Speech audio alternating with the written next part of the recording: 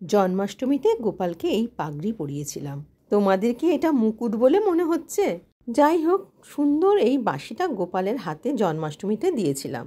এত ছোট জিনিস কত নিখুঁতভাবে বানানো, আমার খুব পছন্দ হয়েছে। পাগড়ি বা মুকুট তোমরা যাই বলো, এছাড়া বাঁশি, 3টে জামা সব আমার মেয়ে জামাই কিনে এনে দিয়েছিল।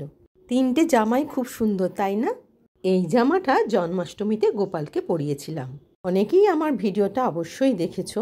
আর যে সকল বন্ধুরা এখনও নন্দিনীর ভালো লাগা সাবস্ক্রাইব করনি, তারা নন্দিনীর ভালো লাগা সাবস্ক্রাইব করে নন্দিনীর ভালো লাগার সাথে জুড়ে থেকো। তবে কি জানো তো বন্ধুরা, গোপালের জামা এবার আমি কিনিনি।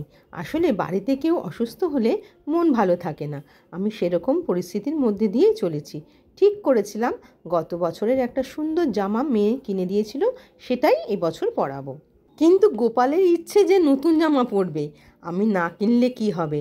জন্মাষ্টমীর আগের দিন রাত 10টা নাগাদ মেয়ে জামাই গোপালের জামা, বাঁশি, পাগড়ি বা মুকুট এনে দিয়ে গিয়েছিল।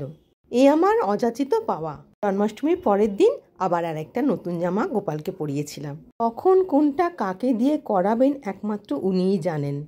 আমি কিছু পরিকল্পনা করার আগেই যে উনি সব পরিকল্পনা করে রেখেছেন। উনি যেটা ঠিক বলে মনে করবেন সেটাই আমাকে গ্রহণ করতে হবে। ততক্ষণ আমার সাথে থাকার জন্য সকল বন্ধুদের অসংখ্য ধন্যবাদ ও শুভেচ্ছা জানালাম। সবাই ভালো থাকবেন, সুস্থ থাকবেন, আনন্দে থাকবেন। সকলের সহযোগিতা ছাড়া কোনো কাজে এগোনো সম্ভব নয়। তাই আমি আশা করব আমার সকল বন্ধুরা আমার পাশে থাকবেন। আমিও আপনাদের পাশে রয়েছি।